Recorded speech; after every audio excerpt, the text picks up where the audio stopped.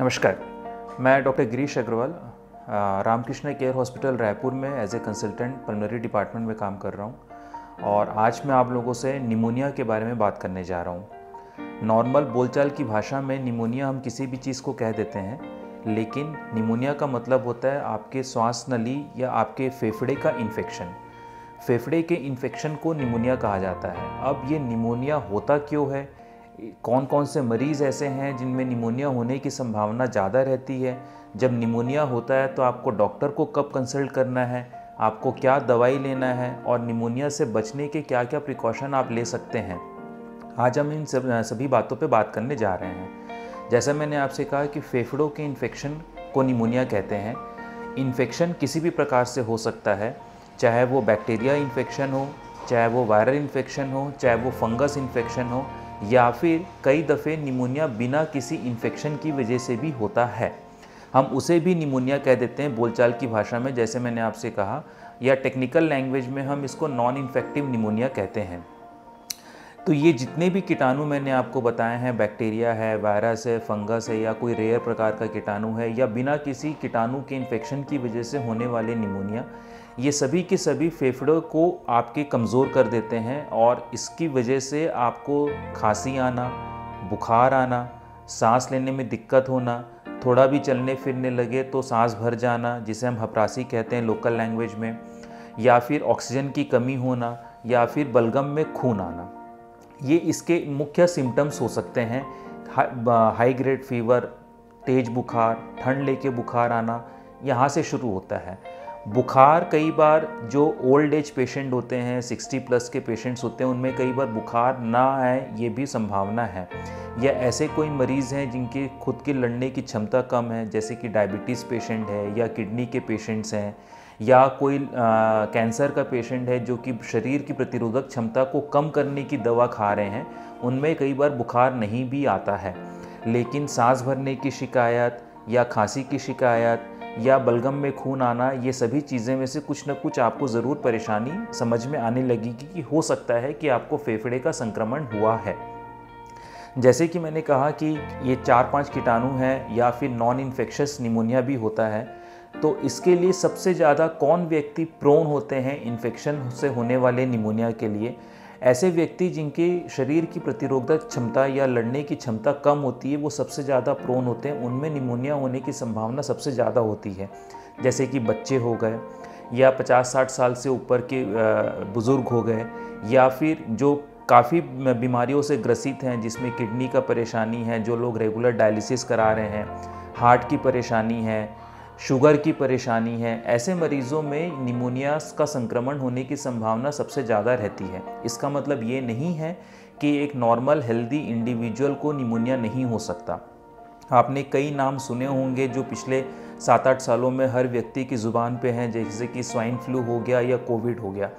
तो swine flu और Covid दोनों ही एक प्रकार का वायरस है जो कि फेफड़े को संक्रमण करता है। बाकी वायरस की तुलना में स्वाइन फ्लू का वायरस या कोविड का वायरस फेफड़े में संक्रमण या निमोनिया बहुत तेज़ी से कराता है और ऐसे में मरीज़ों को सांस की दिक्कत बहुत तेज़ी से उत्पन्न होती है। कई बार तो ये भी देखा गया है कि 3 दिन की परेशानी के साथ ही मरीज़ सीधा वेंटिलेटर पे आ जाता है। तो ये चीज़ें आप जानते हैं कि स्वाइन फ्लू खतरनाक होता है, कोविड खतरनाक होता है, लेकिन शायद आप ये नहीं जानते कि बड़े बुज़ुर्गों में एक साधारण निमोनिया, जिसको हम टेक्निकल लैंग्वेज में कम्युनिटी एक्वायर्ड निमोनिया कहते हैं, कहने का मतलब है कि जब आप सोसाइटी में रहते हो तो सोसाइटी के कीटाणु से भी, अगर आपको हवा के कीटाणु से भी आपको निमोनिया हो रहा है तो वो भी कई बार जानलेवा हो सकता है। तो निमोनिया अपने आप में काफ़ी खतरनाक बीमारी है और पूरे विश्व स्तर पे सबसे ज़्यादा नॉन एक्सीडेंटल केसेस में जिन लोगों को संक्रमण होता है या आईसीयू में भर्ती होने की ज़रूरत होती है, सबसे ज़्यादा कॉमन कारण उसमें 70-80% मरीज़ों में निमोनिया ही होता है, जिनकी वजह से उन्हें आईसीयू में भर्ती होने की आवश्यकता होती है। और निमोनिया ही नॉन इन्फेक्शन कारण में, कैंसर के बाद निमोनिया ही सबसे बड़ा रीज़न है डेथ का, मौत का। तो निमोनिया को बिल्कुल भी हल्के में नहीं लेना है। जब कभी आपको बुखार आए, सर्दी के साथ आए, खांसी आए, सांस लेने में दिक्कत हो, बलगम पैदा हो रही हो या बलगम में खून आ रहा हो, तो आपको आपके आसपास कोई भी चेस्ट फिजिशियन अगर है या चेस्ट फिजिशियन नहीं है, कोई नॉर्मल डॉक्टर एमडी मेडिसिन के हैं या जनरल प्रैक्टिशनर हैं, तो एक बार आपको उनसे ज़रूर सलाह लेनी चाहिए। जहाँ तक हम बात करें इसके इलाज की, तो निमोनिया के इलाज डिपेंड करता है कि मरीज़ की स्थिति कैसी है। अगर मरीज़ की स्थिति ऐसा है कि उसे सिर्फ बुखार है, बलगम है, सांस की परेशानी नहीं हो रही है, तो आप नॉर्मल ओरल एंटीबायोटिक से भी उनका इलाज कर सकते हैं। लेकिन अगर उसकी दिक्कत बढ़ रही है, उसे सांस की परेशानी है, उसे हॉस्पिटल में एडमिशन की ज़रूरत है, तो वहाँ पे फिर इंजेक्शन एंटीबायोटिक जो है इंजेक्शन के रूप में देना पड़ता है। जब हम एंटीबायोटिक ओरल से इंजेक्शन में शिफ्ट होते हैं, तो इंजेक्शन में भी कई प्रकार के एंटीबायोटिक होती है जो लो क्लास से हाई क्लास तक शुरू होती है। जो ये मैं आपको साधारण भाषा में बता रहा हूँ। जो बहुत सीवियर पेशेंट होते हैं, जिनमें निमोनिया की वजह से निमोनिया का जहर पूरे शरीर में बन के दौड़ रहा होता है, जिनका ब्लड प्रेशर गिर रहा होता है, जिनके पेशाब में कमी आ रही होती है, उनमें हमें हायर एंटीबायोटिक्स पे जाना पड़ता है। वेंटिलेटर सपोर्ट पे हमको रखना पड़ता है। तो ट्रीटमेंट में इसमें इन्फेक्शन है तो आपको एंटीबायोटिक की ज़रूरत है। अगर आपका वायरल निमोनिया है तो कई बार हमें एंटीवायरल देना पड़ता है, और कई दफ़े वायरल निमोनिया अपने आप ही सेटल हो जाता है बिना किसी दवाओं से। स्वाइन फ्लू और कोविड को छोड़ दूं तो बीच में आपने मर्स का नाम भी सुना होगा, सार्स का नाम भी सुना होगा। ये ऐसी बीमारियां हैं जिनमें एंटीवायरल की ज़रूरत पड़ती है, लेकिन बहुत सारे ऐसे वायरल निमोनियाज हैं जिनमें हमें एंटीबायोटिक की या एंटीवायरल की ज़रूरत नहीं पड़ती है। तो इसका मतलब ये भी हुआ कि हर निमोनिया में एंटीबायोटिक की ज़रूरत नहीं है। सिर्फ जो निमोनिया बैक्टीरिया की वजह से हो रहे हैं उसमें एंटीबायोटिक की ज़रूरत है। जो निमोनिया वायरल की वजह से हो रहे हैं, अधिकतर केसेस में उन्हें हमें एंटीवायरल नहीं देना पड़ता, लेकिन कुछ निमोनियाज हैं जो वायरस की वजह से होते हैं, उसमें एंटीवायरल देना पड़ता है। तीसरा, मैंने आपको कहा कि फंगस भी निमोनिया कराता है। फंगस निमोनिया आम आदमी को आम तौर पे नहीं होता है।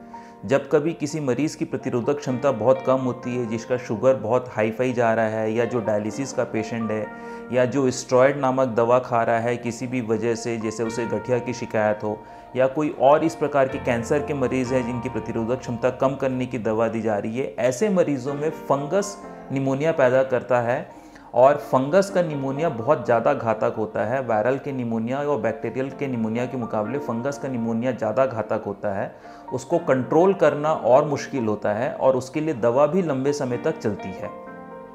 तो निमोनिया के ये इलाज हुआ, लेकिन इसमें हमें एक चीज़ और ध्यान देना चाहिए कि जब हम एंटीबायोटिक देते हैं तो नॉर्मली ओपीडी में आए हुए मरीज़ को जब हम एंटीबायोटिक देते हैं और किसी मरीज़ को बार बार निमोनिया हो रहा है, तो हो सकता है समय के बाद उसे किसी प्रकार की एंटीबायोटिक से रिस्पॉन्स ना मिले।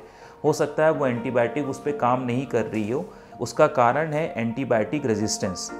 तो जैसा मैंने आपसे कहा कि वायरल निमोनिया में एंटीबायोटिक की ज़रूरत नहीं होती, या फंगल निमोनिया में एंटीफंगल देना है, एंटीबायोटिक नहीं देना है।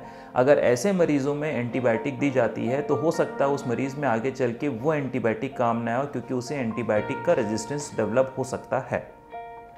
अगर मैं इससे प्रिकॉशन बचने की बात करूं, तो जैसे कि नॉर्मल हमने कोविड में ये चीज़ें देखा है, किसी को भी सर्दी जुकाम है तो आप 2 फीट की दूरी बना के रखो, आप उससे 6 फीट की दूरी बना के रखो, आप मास्क पहनो, आप बार बार हाथ धो। तो ये सारी चीज़ें ही एक नॉर्मल प्रिकॉशन के रूप में आती हैं। लेकिन बच्चों में टीकाकरण बहुत इंपॉर्टेंट है। बच्चों में टीकाकरण की वजह से उनमें निमोनिया के चांसेस कम हो जाते हैं। वैसे ही बड़ों के लिए भी टीका आता है निमोनिया से बचाने के लिए, और ये टीकाकरण बड़ों में 60 साल की उम्र से ज़्यादा के लोगों के लिए रिकमेंडेड है। या फिर 60 साल के नीचे अगर कोई मरीज़ है जो लंबी बीमारियों से ग्रसित है, किडनी का परेशानी है, डायलिसिस में है, डायबिटीज़ का मरीज़ है, या स्टेरॉयड नामक दवा ले रहा है, या किसी भी प्रकार की ऐसी दवा जिससे शरीर की प्रतिरोधक क्षमता कम हो रही, तो उनमें भी ये वैक्सीन रिकमेंडेड है और उन्हें भी ये लेना चाहिए। वैक्सीन के अलावा मैं ये समझता हूँ कि निमोनिया से बचने के लिए आपको आसपास की सफाई और वातावरण की सफाई बहुत ज़्यादा ज़रूरी है। मैं समझता हूँ कि आज हमने जितना निमोनिया के बारे में बात की, जानकारी आपके लिए काफ़ी सहायक होगी अपने आप को बचा के रखने के लिए।